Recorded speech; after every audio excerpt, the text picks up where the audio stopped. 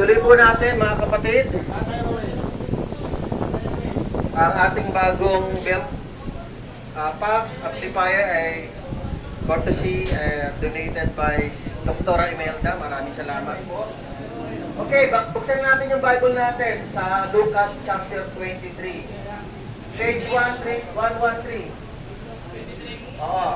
Ang subtitle nakalagay, si Jesus ay ipinako sa krus.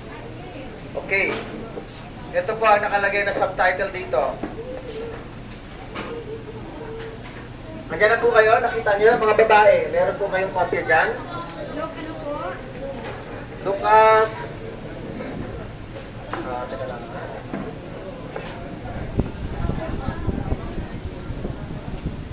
Lucas 23 verses 26 hanggang 43. Nag-pray na ba ako?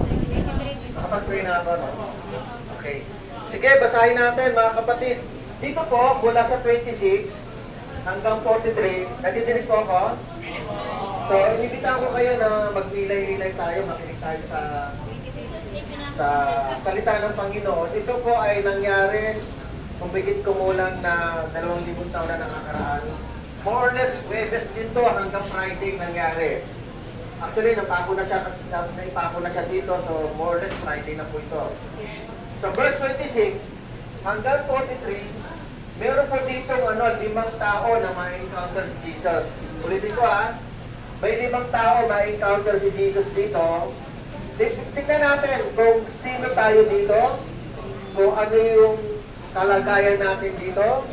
Dito sa anin na ito, kung sino yung katulad natin, at kung sino yung nilalarawan natin. Amen? Okay. Verse 26. Basahin ko po. Verse 26. Si Jesus ay dinala ng mga kawal na salubong nila sa daan si Simon na taga Cirene, na noon ay galing sa bukid.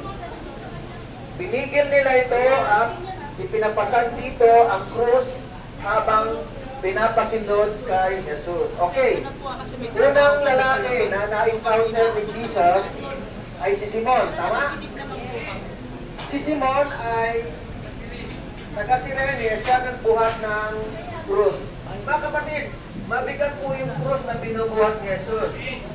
Ang tatlo yung pwedeng maging klase ng kahoy. Una-una, acacia. Pangalawa, oak tree. Walang nara. Pangatlo, yung cedar. Mabibigat po na kahoy yun. Mga kapatid, ang lakarin ni Jesus, ulitin ko ang nilalakad ni Jesus mula sa Sanhedrin hanggang doon sa Calvary ay humigit kumulang na 1 kilometer. Buhat-buhat ang krus. Okay ba? Nakuha nyo? Ang 1 kilometro mula rito hanggang Banaba. Palagay nyo, buhat-buhat nyo ang krus. Mabigat ba o magaan? Mabigat po yun. Pwede mabali ang balikat o yung buto ni Jesus. Kaya lang, hindi po kinaya ni Jesus. Ulit dito hindi po kinaya ni Jesus, kaya ipinadala kay Simon. Ulit dito nakalagay sa verse 26, ipinadala kay Simon na taga Cirene, galing bukid, siguro nagsasaka. So siya yung unang lalaki. Amen? Okay, verse 27. Sinusundan si Jesus ng maraming tao, kabilang ang ilang babae nag-iiyakan at tumatangis dahil sa kanya. Nilingon sila ni Jesus at sinabi, mga kababaihan ng Jerusalem, mga kababaihan, magandang gabi po. Magandang hapon. Hapon pala. Sabi rito, huwag ninyong iyakan o huwag ninyo ako iyakan. Ang tangisan ninyo ang inyong sarili at ang inyong mga anak.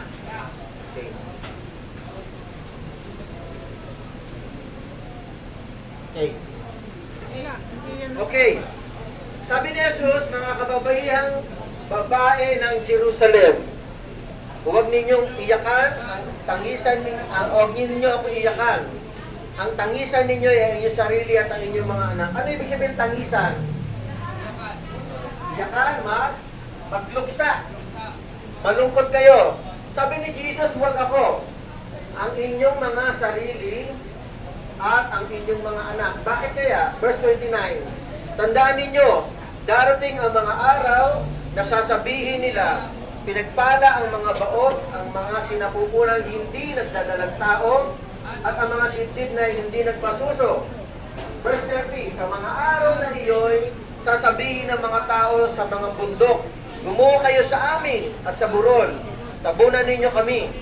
Sapagkat kung ganito ang ginagawa sa kahoy, sa sariwa, ano kaya ang mangyayari sa kahoy na tuyo? Okay. Ano ibig sabihin ni Jesus? Huwag ninyo akong kalungkutan, huwag ninyo akong iyakan. Ang tangisan ninyo, ang iyakan ninyo ay ang inyong sarili at ang inyong mga anak. Mga kapatid, meron tong parables o kaya meron figurative language or phrase dito. Sabi ni Jesus, sa mga araw na yun, sasabihin ng mga tao, sa bundok, gumuho kayo sa amin at sa mga burol, tabunan ninyo kami. Mga kapatid, ang ibig sabihin nito, ito po ay parang sinasabi, pag dumating ang galit ng Diyos, mas mabuti pa ang gumuho sa amin ng lupa. Alam niyo po yun? Parang mabuti pa sana mamatay na ako ngayon kaysa abutan ako ng galit ng Diyos. Nakalagay po yan sa Revelation. Pahayag, yung quote ng Diyos. Pahayag chapter 6 verse 16. Ganun din, ang quote ng Diyos sa mga Israelita. Isaiah chapter 2 verse 19. Mga kapatid, ba't sinasabi ni Jesus, huwag ninyo ako iyakan? Yung pagpapasamba ni Jesus, yung mga duguan ng mukha ni Jesus, tandaan po natin, hindi kinaya ni Jesus buhatin ng krus dahil kahapon pa siya na nakatanikala, bugbog sarado si Jesus. Yung mukha niya ay namamaga na yan. Sa sampal, sa suntok, sa mga tinatawag na pagkupot siya at nilagyan pa ng koronang tinig. Sa mga oras na ito, hindi na makita halos ang mukha ni Jesus dahil sa dugo. Amen? At wala pa siyang tulog, mahina na siya at wala pa siyang kinakain. Kaya nga hindi niya kinaya ang pagbubuhat ng krus. Ngayon mga kapatid, pero sa kabila ng lahat, conscious pa rin si Jesus. Alam niyo yung conscious? Alam niya po yung nangyayari sa kanya. Amen?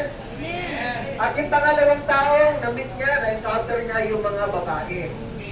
So yung mga babae umiiyak, para kay Jesus, maaaring hindi yung totoo. Amen? Maaaring hindi yung totoo. Ang katakutan nila, sabi ni Jesus, ang inyong sarili at ang inyong mga anak dahil sa puot ng Diyos. Darating ang puot ng Diyos.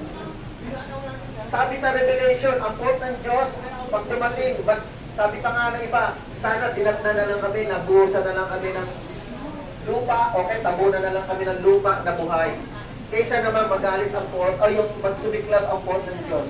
Tandaan po natin, ang puot ng Diyos ay walang makakakontrol. Amen? Amen! Walang sino man makakapigil sa puot ng Diyos. Hindi kaya ito ni Satanas. Wala pong kinalaman si Satanas dito. Lalong-lalo na, hindi natin kaya kontrolin ang puot ng Diyos. Sa ilang tao na in-encounter ni Jesus? Mga babae, tsaka? Yung nauna sino? Si Simon. Si Simon. Okay. Tuloy ko lang mga kapatid. Verse 32. May dalawa pang kriminal na inilabas ang mga kawal upang patayin kasama ni Jesus. Nalalaman niyo po ba yung kwento? Alam niyo yung kwento, di ba? Minsan sa pelikula, si Kristo nasa gitna, tapos may dalawang kriminal sa kaliwang kanan. Ha? Dito, sabi dito, inilabas yung dalawang kriminal. Si Jesus, galing sa Sanhedrin, at yung dalawa ay galing sa isang kulungan. Okay? So sabi dito, verse 33, nang dumating sila sa isang bundok na tinatawag na bungo, ipinako nila si Jesus sa krus, ipinako rin ang dalawang kriminal. Isa sa kanyang kanan at isa sa kaliwa. Verse 34, sinabi ni Jesus, Ama. Ano sabi ni Jesus? Ama, ano? Ano nakalagay dyan? Hindi nila alam ang kanilang ginawa. Ano? Ano ho? Sabi dito, English kasi. Sige. Patawarin mo sila, dahil hindi nila alam ang kanilang ginagawa. Ama, patawarin mo sila sapagkat hindi niya alam ang ginagawa nila. Okay, kanilang ginagawa. Mga kapatid, ang mga Pariseo, ang lahat ng nandoon, lahat ng may kinalaman sa pagpapapako kay Jesus sa krus, Ito yan. pinatatawad ni Jesus. Yes po. Sabi ni Kristo, hindi nila alam ang ginagawa nila. Sa palagay nyo, alam ba nila ginagawa nila o hindi? Hindi nila na. Tama, si Jesus hindi. Bakit? Ang pinarurusahan nila ay isang taong walang kasalanan. Amen? Kaya kapatid, kung ikaw man ay biktima, siguro meron dito, hindi ko sinasabing lahat. Kung ikaw ay biktima na narito ka na wala kang kasalanan, ano ang dapat mong gawin? Pray. Pray, ano? Dasal. Patawarin mo, Panginoon, yung mga taong nagdagay sa akin dito. Amen?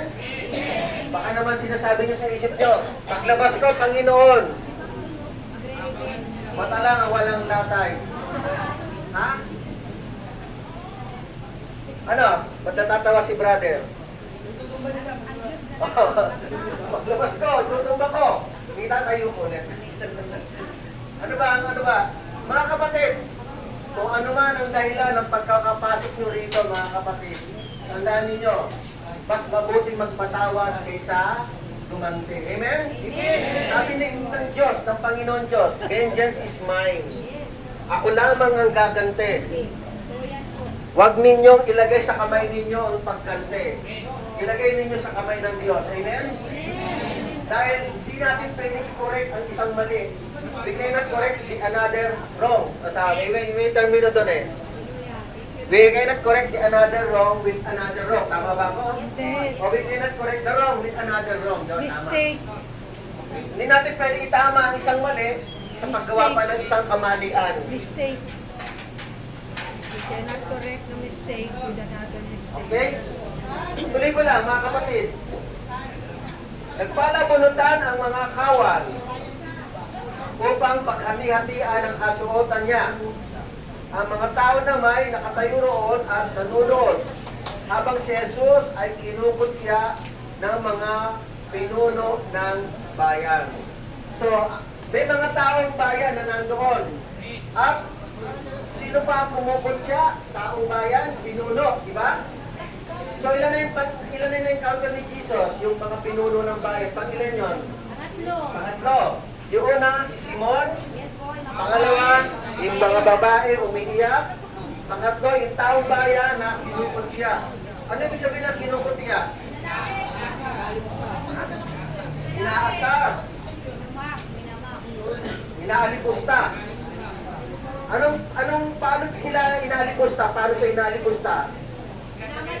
Ang mga tao na may nakatayo roon at nanonood habang si Jesus ay kinukutya ng mga pinuno ng bayan, ito po ang sinasabi nila. Iniligtas niya ang iba, iligtas niya ngayon ang kanyang sarili, kung siya nga ang Kristo na hinirang ng Diyos. Mga kapatid, yung pagkukutya, yung tinatawag na panlalait kay Jesus, kung niligtas niya ang iba, ligtas niya ang kanyang sarili. Okay. So, tatlo na yung taong na-encounter ni Jesus. Okay, verse 36, mayroon pa. Nilait din siya ng mga kawal. Nilapitan siya ng isa at inalok ng maasim na alak. Kasabay ng ganitong panuluya, kung ikaw ang hari ng mga Hudyo, iligtas mo ang iyong sarili. So ano ginawa ng mga kawal? Hindi, ano yung muna? Nilain. So pangilan na yung mga kawal? Pang-apat. Okay. Meron bang magandang narinig si Jesus? Wala pa, di ba? Kay Simon naman, yung si Simon naman na bumuhat ng krus, hindi naman yun, kung pagkasarap, tumulong lang. Tinawag yun ng kawal para magbit-bit ng krus. So verse 38. Mayroon din nakasulat sa kanyang ulunan sa wikang Grego, Latin at Hebreo. Ito ang hari ng mga Hudyo. Verse 39. Tuluyari siya ng isa sa mga salaring nakapako sa tabi niya. Pati ba naman yung nakapako kasama ni Jesus ay nanlalait na rin. So ilan yung nalalait? Hindi, ilan yung nalalait? 3. Yung pinuno ng bayan, yung kawal, at pati iba naman yung kasama ni Kristo na kapako sa krus. Nilalait din siya, pinuto niya. Sabi dito, hindi ba ikaw ang Kristo? Iligtas mo ang iyong sarili at pati na rin kami. So ilang beses binanggit yung iligtas mo ang iyong sarili? Ha? Nakaganyan na nga ako eh. 3. Yung pangatlo, ligtas mo ang iyong sarili kasama na kami. Diba? Ilan yung panlalait? 3.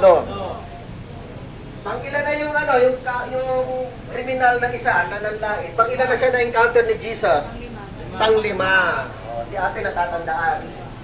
Nakatinig ba ng mabuting salita ito, si Kristo sa mga ito? Wala. Nakadinig ba ng encouragement si Jesus? Wala. Puro ano? Panunuya, panlalait. Okay, tingnan natin, may pang-anim. Okay, verse 40. Ngunit, pinagsabihan naman ito ng kanyang kasama. Yung isang kriminal na nakapako. Wala ka bang takot sa Diyos? Ikaw ay pinaparusahan ding tulad niya. Verse 41. Tama lamang na tayo'y parusahan ng ganito dahil sa ating mga ginawa. Ngunit ang taong ito'y walang ginawang masama. Oy, nakadinig din tayo ng mabuting salita. Amen? Amen. Verse 42. At sinabi pa nito, Jesus, alalahanin mo ako kapag nakahari ka na. O, doon muna tayo. Mamaya na yung verse 43. Okay. Ilan po yung na-encounter ni Jesus? 6. Kaya lang si Simon kasi parang hindi masyadong although tumulong siya, nagbitbit siya ng krus. Di ba si Simon? Pero pagpalagay natin 5 na lang, 5. Doon sa 5 na yon, 4 yung 3 yung nanuya at yung mga babae. Actually, ng babae, para din nanunuya yun para kay Jesus. Bakit? Umiiyak sila, batay sa kanilang feelings na naaawa siguro sila kay Jesus. Pero sabi ni Jesus, huwag ninyong kaawaan ang ako, sarili niyo at mga anak ninyo. Bakit sinabi ni Jesus yon? Maaari, itong mga babae ito ay isa rin sa sumisigaw. Marami pong sumisigaw noong panahon na yon. Ano yung sinisigaw? Ipako siya sa krus. Maaari ang mga babaeng ito ay nakikisigaw, tapos nung nakikita na si Jesus ng duguan, umiiyak sila. Huwag niyo ako kalungkutan, huwag niyo ako iyakan, sabi ni Jesus. Bakit? Hindi po sila mananampalataya. Ngayon mga kapatid, sa dami ng na-encounter ni Jesus na tao, naiiba po yung isang kriminal. Amen? Ito pong kriminal na ito, mga kapatid, ito pong kriminal na ito ay ipapako na sa krus. Bakit pa krus ang parusa noon? Tanong ko lang. Bakit krus ang parusa noon? Samantala, ang parusa ng Roma ay puputulong. Pero bakit krus? Ha? Para mahirapan? Ano? Sa inyo po? Para makita ng mga tao. Para makita ng mga tao? Mga kapatid. Yun kasi ang parusa doon sa kanila, sa cross papako. Okay? Kapag hindi ka Romano, ang parusa pako sa krus. Para matagal mamatay, mapahirapan. Bago mamatay. Bayad, pinsala, bayad kasalanan. Pero kapag kapwa Romano, pinupukutan ng ulo para mabilis mamatay. Hindi naghihirap. Kaya kasi Apostol Pablo ay pinugutan ng ulo no kasi siya ay dual citizen. Isa siyang Hudyo at isa rin siyang Romano. Okay. So mga kapatid, mayroong ding isang tao na nagkaroon ng encouragement kay Jesus. Uulitin ko po may 5 pointers po. 5 pointers ang ginawa ng huling kriminal. Ulitin ko 5 pointers yung ginawa ng huling kriminal. The rest, kinutya, sinaktan pa nga, pinaghati-hati yung damit ng mga kawal, Ano yung 5 pointers na ito? Verse 40, balikan natin, verse 40. Ngunit pinagsabihan naman ito ng kanyang kasama, yung isa sa mga nakapako sa krus. Wala ka na bang takot sa Diyos? So first pointer, mga kapatid, rebuking. Nirebuke ng isang kriminal yung kanyang kapwa kriminal. Pinagsabihan, wala ka bang takot sa Diyos? Mga kapatid, ang isang tao kriminal na pero tawag dito, nilalait pa ang Panginoon. Kriminal na siya pero siya po ay nanlalait pa ng kanyang kapwa tulad ng kapwa niya na nakapako sa krus. Parang, actually, hindi po kayo mabibilang na kriminal, ha? Bakit ko sinabing hindi pa mabibilang kayong kriminal? Nahatulan na ba kayo? Wala pa. Ito kasi nahatulan na eh. Kaya nga ipapako na sa krus eh. Tapos na yung hatol dito, napatunayan na itong kriminal. Kaya wala pa, di ba? Under investigation pa, under hearing pa kayo, di ba? So hindi pa kayo masasabing kriminal. Amen? Pero ito nakapako sa krus, nilalait niya kanyang kapwa nakapako sa krus si Jesus. Kayo po ba, nilalait niyo rin ba kanyang kapwa na nakakulong dyan? Naglalaitan ba kayo? O, ha? Baka sawayin kayo ng isang kapwa mo, wag mo laitin yan. Bakit pareho lang tayo? Amen?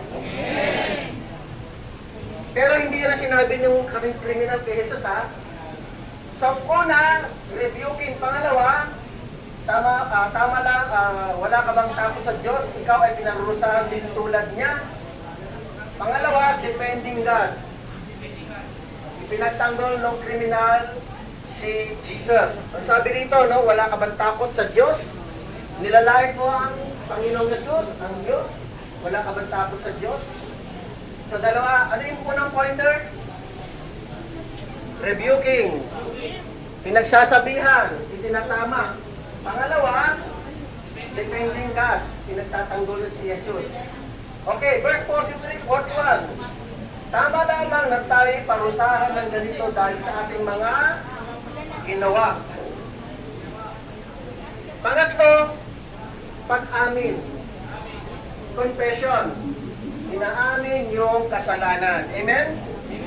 Ang sabi nung kriminal, tama lamang na tayo ay parusahan ng ganito dahil sa ating mga ginawa. Inaamin. Kayo po ba umaamin sa inyong kasalanan? Sure kayo? Okay, kayo nagsabi niya na pag-amin. Napakahalaga po nito sa harap ni Jesus. Alam niyo po, sa harap ni Jesus, para aminin mo kasalanan mo, gustong-gusto yun ng Panginoon. Amen. Ang pag-amin sa kasalanan ay pagpapakumbaba Yes po. sa harap ng taong pinagkasalaan natin. Ang pag-amin ay pagpapakumbaba sa Diyos. Ang paghingi ng tawad ay pagpapakumbaba sa Panginoon. Napakahalaga po sa Panginoon ang pagpapakumbaba at paghingi ng tawad. Okay, pang-ilan na yun? Confession, pang-ilan yun? Pangatlo. Una, rebuking. Pangalawa, defending God and confession. Okay, pangatlo, pang-apat. Ngunit ang taong ito'y walang ginawang masama. Verse 41, nakalagay ha? Ngunit ang taong ito'y walang ginawa masama. Sinabi ng kriminal yon sa lalaking kapwa niya kriminal. Sinabi niya, ngunit ang taong ito, tinutukoy si Jesus, ay walang ginawang masama. Pang-apat, honoring Jesus. Amen? Amen. At, honoring God and honoring Jesus as a sinless man. Walang kasalanan ginawa. Pareho lang po yun. Honoring Jesus as a sinless man. Okay. So, ilan na tayo? Pointers? Apat. Okay. Verse 42. Ano nakalagay dyan sa verse 42? At sinabi pa nito, Jesus, alalahanin mo ako kapag naghahali ka na. So, panglima, recognition to Jesus as King. Kinikilala niya si Jesus bilang hari. Pag naghari ka na, alalahanin mo ako. Di ba ano yan, mga kapatid? Pagka minsan ganun na, parang ano, no? Parang may halong konting politika. No? May halong konting politika na kapag nanalo ka, baka kalilimutan ha, binoto kita. Yeah, parang ganun. Na kay Kristo na yun eh. Sa panglima, recognition to Jesus as King. Okay, ilan na tayo? 5. Ano yung 5 na yun? Katatandaan niyo ba? Ate, ano yung una? Rebuking. Rebuking. Una, rebuking. Pangalawa? Defending God. Pangatlo? Nakakalala. Hindi yung sinulat. Pangatlo? Honoring God, di ba? Honoring God and honoring Jesus as sinless man. Panglima, recognizing. Pang-apat, pangatlo pala, confession, sorry. Pang-apat, honoring God and honoring Jesus as sinless man. Panglima, Recognize. recognition. Recognize. Pagkilala kay Jesus bilang Hari. Okay. Ngayon, basahin natin yung verse 43. Anong sagot ni Jesus sa verse 43? Okay, verse 43, anong sagot ni Jesus? Okay, Brad, ikaw, pakilakas. Ano sabi ni Jesus? Sa lahat ba sinabi? Sa lahat? Ang sabi ni Jesus, sa nag-iisa lamang kriminal. Sumagot si Jesus, sinasabi ko sa iyo, isasama kita ngayon sa paraiso. Sinabi ba na isasama ko kayo? Salam. Singular, di ba? Salam mag-isa. Yun lang. Opo. Yun lang nagsalita ng mabuti kay Jesus. Yung in-honor si Jesus, in-recognize si Jesus bilang hari. Siya lang ang isasama ni Jesus. Sa totoo lang, mas nauna pa to kaysa mga alagad eh. Nakarating sa paraiso. Ano kay paraiso? Yung ba yun? Nasa San Mateo?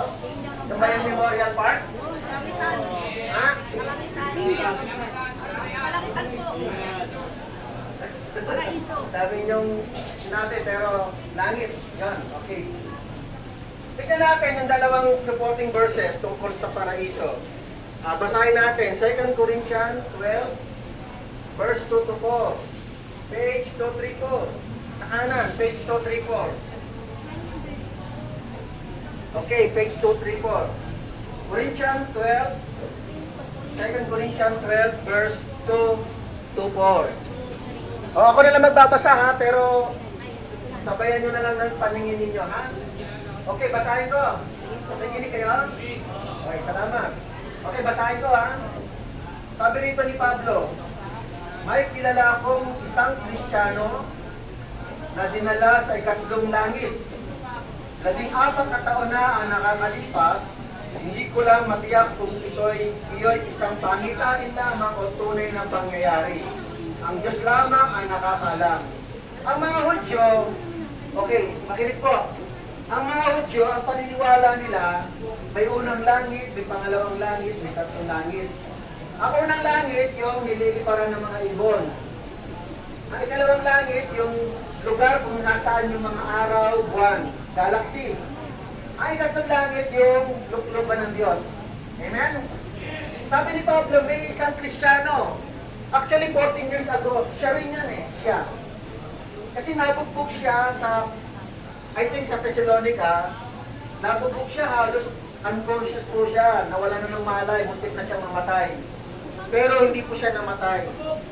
Kaya nga, nung panahon na yon, maaari, nakarating siya sa ikatlong langit. Siya nagkukwento nito. Verse 3.